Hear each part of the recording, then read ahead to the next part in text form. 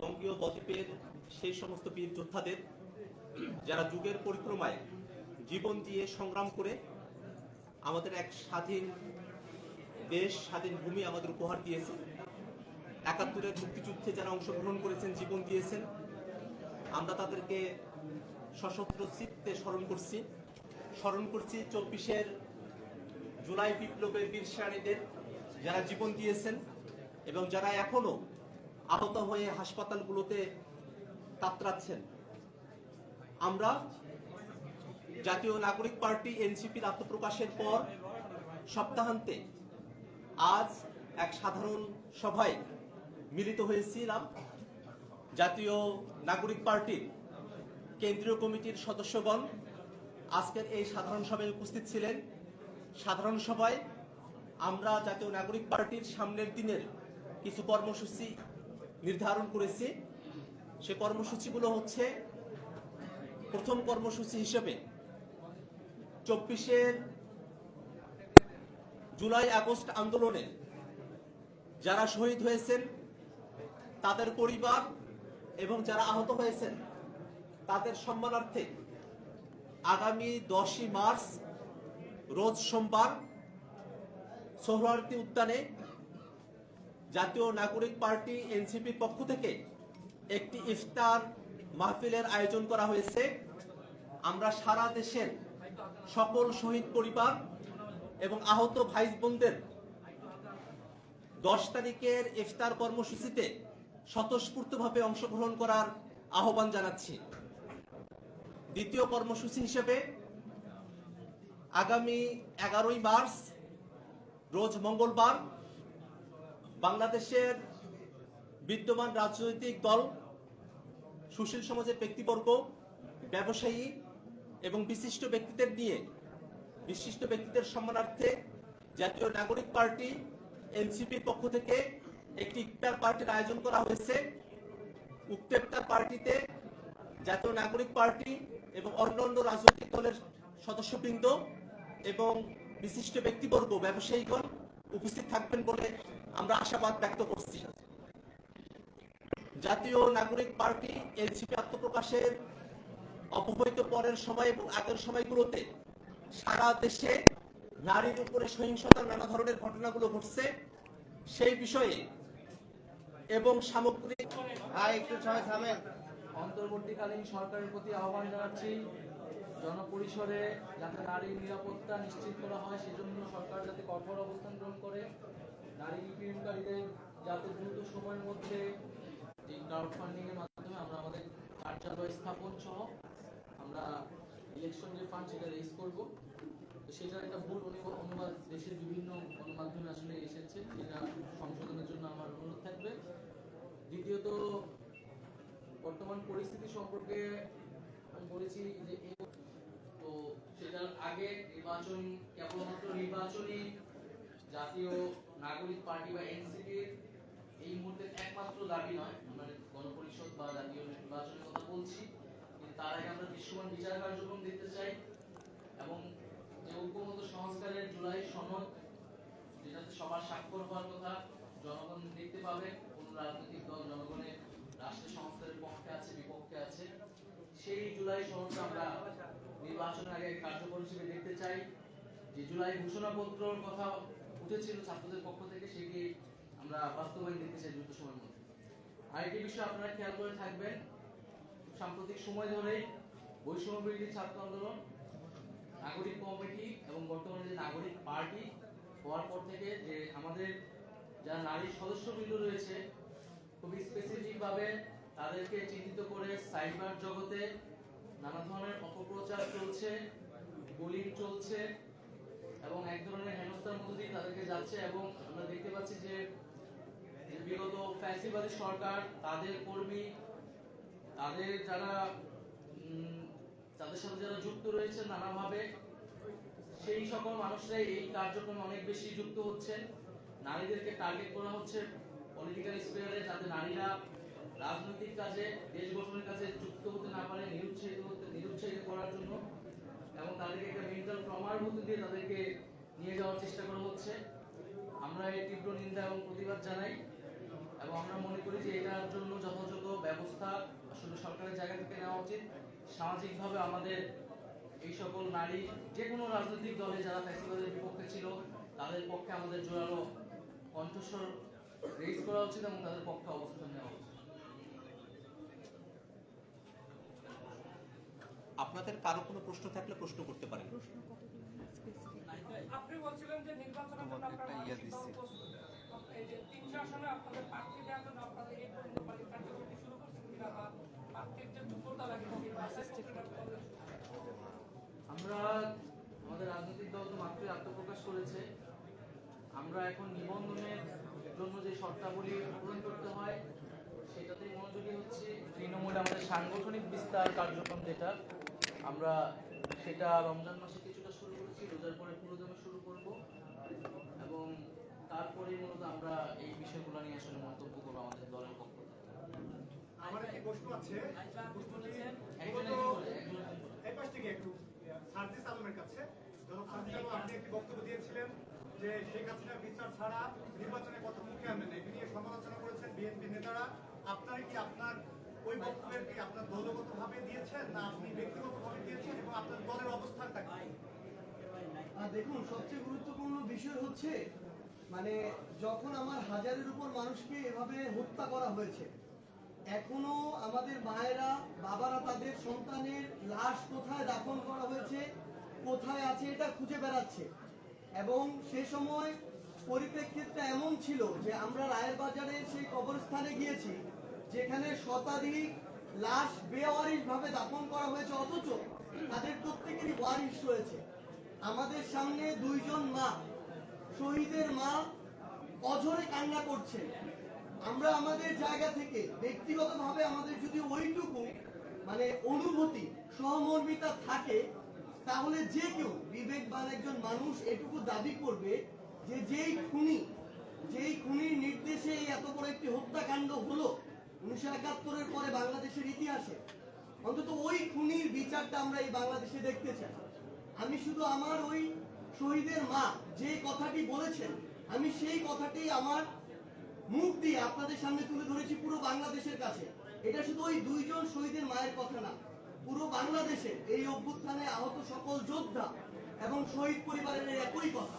এবং এটি আসলে আমরা জানি না যে আমাদের যে রাজনৈতিক দলগুলো রয়েছে নির্বাচন কেন্দ্রিক একটা শব্দ আসলে কেন তারা শুধু নির্বাচন পিছানোর ভয়টা করে, কেন শুধুমাত্র আমাদের মাথায় একটা নির্বাচন হবে আমরা দ্রুততম সময়ের মধ্যে ক্ষমতায় যাবো এই চিন্তাটা কেন কাজ করে। বরং আমি মনে করি যে আমাদের প্রত্যেক রাজনৈতিক দল যারা রয়েছে তাদেরও অন্তর্বর্তীকালীন সরকার এবং সংশ্লিষ্ট যে মন্ত্রণালয়, আইন ও বিচার বিভাগ সম্পর্কিত মন্ত্রণালয়, স্বরাষ্ট্র মন্ত্রণালয়কে এই বিষয়ে প্রত্যক্ষ পরোক্ষভাবে একটা চাপ দেওয়া উচিত যে আমরা তো আমাদের এই শহীদ পরিবার, আহত যোদ্ধা এবং আন্দোলনকারীদের কাছে যেতে হবে, নির্বাচনের পূর্বেও তো যেতে হবে।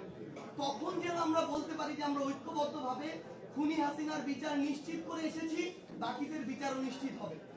এই সামগ্রিক বিষয়টি, এই চাপটি চাপটি তুলে ধরতে এবং এটার যে প্রয়োজনীয়তা এটি তুলে ধরতেই সে কথাটি বলা।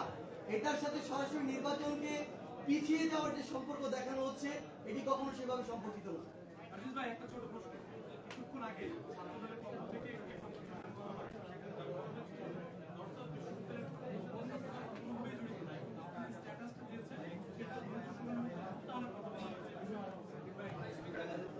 দেখুন, আমরা আমাদের জায়গা থেকে আমি আমার বক্তব্য এবং সেদিনও বলেছি যে সেখানে কিন্তু স্পেসিফিক পুরো ছাত্র দল মানে একটা দল হিসেবে এটা করেছে এটা কিন্তু কথা বলিনি, কারণ এটা বলা হয়েছে যে ছাত্র দলের একদম সেন্ট্রাল পোস্টে আহমেদ শাকিল যিনি আছেন তিনি সেই জায়গায় ইচ্ছাকৃতভাবে এই বিব্রতকর এবং অস্বস্তিকর পরিস্থিতিটা তৈরি করেছেন।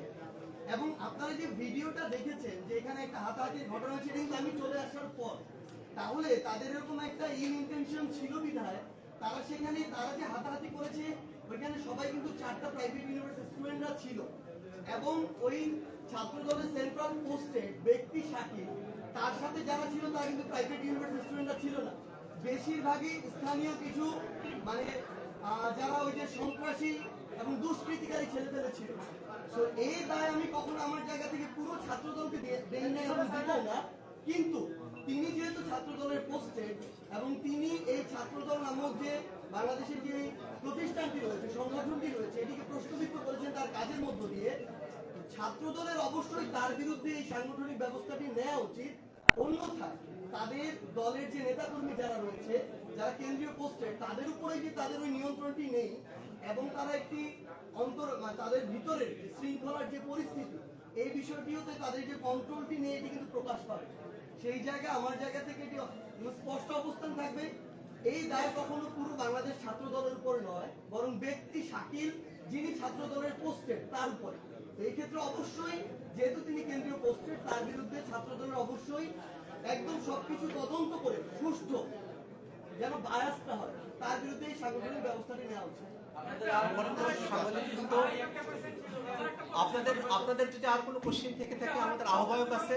আমার প্রশ্ন হলো যে একটা প্রশ্ন হলো আমরা দেখি যে বিভিন্ন রাজনৈতিক দলগুলো জোটবদ্ধভাবে নির্বাচনের সময় এক রাজনৈতিক দলের আত্মপ্রকাশ করেছে। আগামী নির্বাচন এখন সামাজিক যোগাযোগ মাধ্যমে আপনাদেরকে নিয়ে একটা জোটবদ্ধভাবে রাজনীতি করার বিষয় আলোচনা চলছে। আসলে এই ঘটনা কতটুকু সত্য?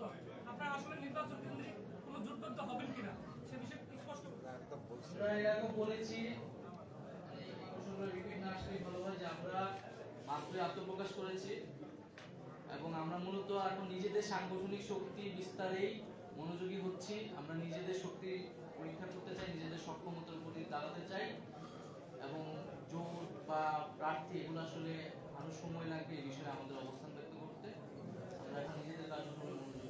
আচ্ছা, নির্বাচনের সময়টা একটু জানতে চাই। আপনারা বললেন, সাথী সাহেব যেটা বললেন যে নির্বাচনের সময় পেছানোর ব্যাপারে আপনারা কখনই কষ্ট করে এরকম কোনো কথা বলেন, কিন্তু আপনারা বলছেন যে গণপরিষদ যে নির্বাচন, এবং আপনারা যে জানেন যে গণপরিষদ মানে হচ্ছে আপনাদের লক্ষ্য কিন্তু সংসদের সংবিধানের আমূল পরিবর্তন। আমূল পরিবর্তন এবং গণপরিষদ নির্বাচন, এটি তো মানে স্পষ্ট যে এটি যদি আপনারা বাস্তবায়ন করতে চান, সেক্ষেত্রে নির্বাচন কখনোই ডিসেম্বরে বা স্বল্প সময়ের মধ্যে সম্ভব না। এই বিষয়টি কি বলবো? আমার কাছে এটা মনে হয় না যে ডিসেম্বরে সম্ভবই না যদি গণপরিষদ নির্বাচন করতেই হয়। এটা মূলত রাজনৈতিক সদিচ্ছার উপর নির্ভর করবে, রাজনৈতিক ঐক্যমতের উপর নির্ভর করবে এবং আমরা যদি সেই ঐক্যমতে পৌঁছাতে পারি তাহলে আসলে আকাঙ্ক্ষিত সময়ের মধ্যেই গণপরিষদ এবং জাতীয় সংসদ আমরা একসাথে বলতেছি সেটি করা সম্ভব। তবে যে কোনো নির্বাচনেও যাওয়ার আগে আমরা বারবার বলছি, আমরা দৃশ্যমান বিচার কার্যক্রম এবং সংস্কারের যে জুলাই সনদ সেটা আসলে বাস্তবায়ন আমরা দেখতে চাই। আমাদের তারপরে নির্বাচনের দিকে এগোতে হবে। ভাই, গত এক সপ্তাহে জাতীয় নাগরিক পার্টি থেকে 3 জন পদত্যাগ করেছে, এর কারণ কি?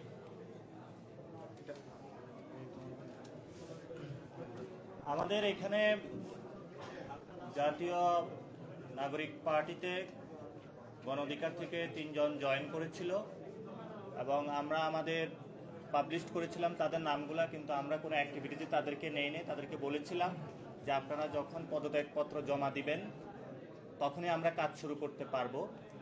এর মধ্যে তারা তাদের নিজেদের যে প্রিভিয়াস যে পলিটিক্যাল পার্টি সেটাতে তারা ব্যাক করে। তো আমরা এই ক্ষেত্রে মনে করি যে রাজনৈতিক যে অপার দলগুলো রয়েছে, যারা বিভিন্ন জায়গায় কমিটমেন্টের জায়গা থেকে যখন এইভাবে কাজ করবে তখন সততা অবলম্বন করা উচিত এবং 24-এর পরবর্তী যে রাজনৈতিক পরিমণ্ডলে যেভাবে নতুনভাবে উদ্ভব হচ্ছে সেখানে রাজনৈতিক অসততা এবং বিশৃঙ্খলতা তৈরি না করার জন্য আমরা সকলকে অনুরোধ জানাচ্ছি। আচ্ছা, একটা কোশ্চেন ছিল। নূর, তুমি কোশ্চেন করবে নাকি আমি যাবো? আপনি বলেছিলেন যে সচ্ছল ব্যক্তিরা আপনাদেরকে সহযোগিতা করেছে, এই সচ্ছল ব্যক্তিরা কারা? তাদেরকে কি আমরা প্রকাশ্যে দেখতে পাবো? এর সাথে আমি যোগ করতে যাচ্ছি। একটা মিনিট। আমরা দেখলাম যে এবারে রমজানের গত বছর বিগত বছরগুলো থেকে বাজার পরিস্থিতি খুবই ভালো, তবে তেলের মার্কেটে অস্থিরতা, যেটা বদনাম করছে সরকারকে। আপনি সরকারের আগে পার্টে ছিলেন, আপনারা এদিকে বলছেন যে আপনার সচ্ছল ব্যক্তিদের কাছ থেকে ফান্ড কালেক্ট করছেন। তেল ব্যবসায়ীদের কাছ থেকে ফান্ড কালেক্ট করার কারণে কি আপনারা দ্রব্যমূল্য বা জ্বালানি তেল নিয়ে কোনো ধরনের বা আপনার ভোজ্য তেল নিয়ে কোনো ধরনের মন্তব্য করছেন না বা এটা কোনো ধরনের পদক্ষেপের আপনার কথা বলছেন না কেন? বিষয়টি কি বলবেন না?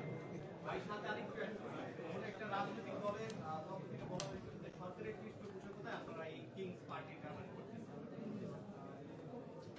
এটা তো আমরা বলছি প্রতিদিন ক্লিয়ার করতে হবে। আমরা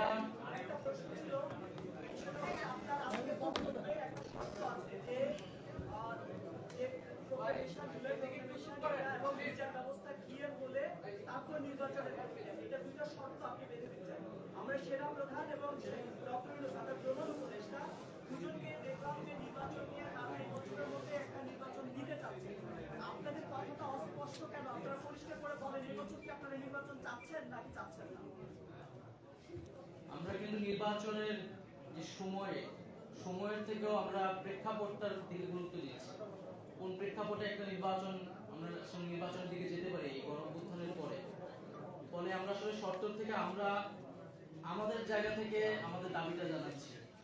এবং জুলাই ঘোষণাপত্র এবং জুলাই সনদ কিন্তু আলাদা জিনিস। জুলাই ঘোষণাপত্র যেটা দাবি আরো অনেক আগে উঠেছিল ছাত্রদের পক্ষ থেকে, এবং জুলাই সনদ যেটা প্রধান উপদেষ্টা নিজে ডিক্লেয়ার করেছেন যে সংস্কারের ঐক্যমত্যের ভিত্তিতে একটা চার্টার তৈরি হবে, যে বাংলাদেশের রূপরেখাটা কিরকম হবে, কি কি সংস্কার আমরা এই সময়ে করব, কি কি সংস্কার ভবিষ্যতে করব, কি কি সংস্কারের ধারাবাহিকতা থাকবে। রাজনৈতিক দলগুলোর সেই কমিটমেন্ট জনগণের কাছে দিতে হবে যে আমরা কি কি সংস্কার করব। তো সেটাকে আমরা বলছি জুলাই সনদ। সময়ের থেকে আমি আমার ইন্টারভিউতে বলেছি প্রেক্ষাপটটা গুরুত্বপূর্ণ। এই গণঅভ্যুত্থানের পরে গণঅভ্যুত্থানে মানুষ যে পরিবর্তনের আকাঙ্ক্ষা থেকে এসেছিল, ন্যায় বিচারের আকাঙ্ক্ষা থেকে এসেছিল, সেই দুইটা জায়গা তো মানুষকে দিতে হবে, পূরণ করতে হবে। তার আগে আমরা কিভাবে নির্বাচনের দিকে আমরা যাব, সেই কথাটা আমরা বলছি। এটা যাতে আমরা ভুলে না যাই যে আমাদের বিচার, আমাদের সংস্কার, পরিবর্তনের কমিটমেন্ট, সেগুলোর মধ্য দিয়ে যাতে আমরা নির্বাচনের দিকে যাই। এবং এটি আমার মনে হয় যে আমরা খুব স্পষ্টভাবে বলেছি। দ্বিতীয়ত হচ্ছে এখানে যে আর্থিক জায়গা নিয়ে কথা বলা হচ্ছে, আমরা বাংলাদেশে রাজনৈতিক সংস্কৃতিতে আমরা চাই এই পরিবর্তনটা আসুক, যে কারা আর্থিকভাবে সহায়তা করা হচ্ছে, কোন খাতে সেটা ব্যয় হচ্ছে, এই সংস্কৃতিটা রাজনৈতিক দলগুলোর মধ্যে আসুক, এই সংস্কারটাও আসুক রাজনৈতিক দলগুলোর ভিতরে। আমাদের জায়গা থেকে আমরা এটা দাবি করছি। এককভাবে এই সংস্কৃতি কিন্তু আমাদের পক্ষে দেওয়া করা সম্ভব না। আমাদেরকে কারা সহযোগিতা করতেছে আর্থিকভাবে, আমরা যদি তাদের নাম প্রকাশ করি তাদের কোনো ধরনের ক্ষতি শিকার হবে না, সেই নিশ্চয়তা তো সরকার থেকে দিতে হবে। আসলে সেই কালচারটা আসলে বাংলাদেশে এখনো তৈরি করা যায় না, কিন্তু আমরা চাই সেই কালচারটা হোক এবং সকল রাজনৈতিক দলই সেই সংস্কৃতি গ্রহণ করুক।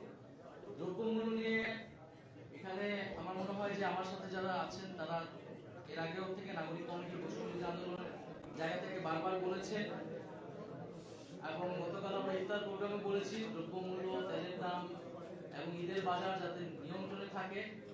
আমরা যেসব অলিগার্ড ছিল বাংলাদেশে, যারা দুর্নীতিবাজ, লুটেরা, ব্যবসায়ী শ্রেণী ছিল, আমরা কখনোই তাদেরকে সমর্থন করি না, করব না।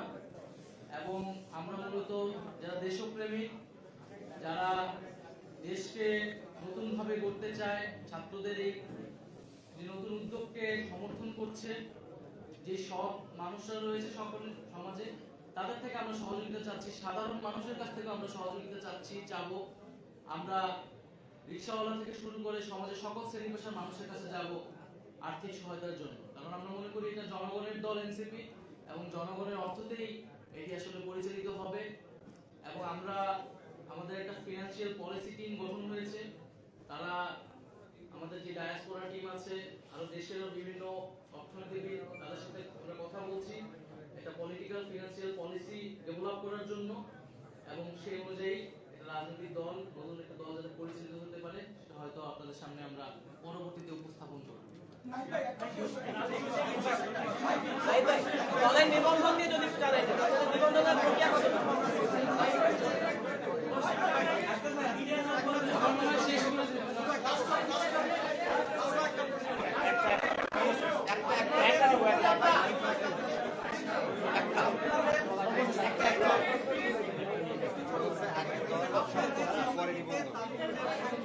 আপনাদের মনে হয় যে মিড এজের যারা রয়েছেন অথবা ওল্ড এজের যারা, তারা কি আপনাদের দল নিয়ে আকর্ষিত হবে কিনা? কারণ দিন শেষে একটি রাজনৈতিক দলের মূল টার্গেট থাকে হলো ভোট নিয়ে। আমাদের উপদেষ্টা প্যানেল তৈরি হবে। সর্বশেষ প্রশ্ন সেটা হচ্ছে জুলাই যে অভ্যুত্থানটা হয়েছে সেখানে আপনারা হচ্ছে অভিভাবক, সেটা অভিভাবক আপনারা। এই যে গত মঙ্গলবার দিন রাতের বেলা যে ঘটনাটি ঘটলো, ছাত্র আন্দোলনের নাম ব্যবহার করে বিভিন্ন ভাষায় যে আওয়ামী লীগের দোষর, সেখানে প্রচুর পরিমাণ অর্থ লুকিয়ে রাখা হয়েছে, এই বিষয়গুলো বলে আইন শৃঙ্খলা রক্ষাকারী বাহিনী ছাড়া তারা যে কি সেক্ষেত্রে জুলাই অভ্যুত্থানের নাম খারাপ হচ্ছে এবং খারাপ হচ্ছে বৈষম্যবিরোধী ছাত্র আন্দোলনের নাম। আপনারা এই বিষয়ে কোনো সুস্পষ্ট বার্তা দিবেন কিনা? এখানে কিন্তু বৈষম্যবিরোধী ছাত্র আন্দোলনের আগের জায়গায় নেই। সেখান থেকে একটি ছাত্র সংগঠন তৈরি হয়েছে, একটি বৈষম্যবিরোধী ছাত্র আন্দোলন এবং নাগরিক কমিটি থেকে রাজনৈতিক দল তৈরি হয়েছে বলে বৈষম্যবিরোধী বা সমন্বয়ের যে পরিচয়, সেই পরিচয়টা কিন্তু এখন আর এক্সিস্ট করে না সেই অর্থে। ফলে আইন শৃঙ্খলা বাহিনীর কাছে আমাদের ইয়ে থাকবে যাতে এই পরিচয় ব্যবহার করে কেউ যদি অপকর্ম করে তারা তাদের আইন অনুযায়ী ব্যবস্থা নেবে। আর একটা কি প্রশ্ন ছিল এখানে? আমাদের তো তারুণ্য নির্ভর দল, তারুণ্যকে আমরা শক্তি মনে করছি। আমরা মনে করি যে তারুণ্যের উপর বাংলাদেশের মানুষের সেই আস্থাটা আছে। বাংলাদেশের মানুষ নতুন নেতৃত্ব, তারুণ নেতৃত্ব দেখতে চায়। তবে এরকম তার মানে এই না যে আমাদের দলে শুধু তরুণরাই থাকবে। আমরা তরুণরা যারা আমরা সংগঠিত ছিলাম আন্দোলনের মাধ্যমে, আমরা আন্দোলন পরবর্তী সময় আমরা এক করতে পেরেছি, তারা আমরা এই দলটার যাত্রা শুরু করেছি। এবং আমাদের যাত্রা পথে আসলে সমাজের নানা শ্রেণী পেশার নানা বয়সের মানুষরা এসে যুক্ত হবে, তাদের জন্য সেই সুযোগটি থাকবে, সেই স্পেসটি থাকবে। এবং আমরা মূলত আমাদের যে পরবর্তী সাংগঠনিক কার্যক্রম সেখানে মূলত আমরা আগ্রহী হব, মনোযোগী হব। গ্রাম পর্যায়ে, তৃণমূল পর্যায়ে যারা আমাদের থেকে বয়স্ক আছে তাদের সাথে মিথস্ক্রিয়া করা, তাদের সাথে আলোচনা করা, তাদেরকে দলে টানার। এবং আমরা খুব শীঘ্রই, খুব দ্রুত সময়ের মধ্যে একটা উপদেষ্টা পরিষদ গঠন করব এনসিপির পক্ষ থেকে, যেখানে সমাজের বিভিন্ন শ্রেণী পেশার যারা সিনিয়র সিটিজেন রয়েছে তারা আসলে যুক্ত হবেন এবং এই রাজনৈতিক দলে কার্যক্রমে আমাদেরকে সহায়তা করবেন।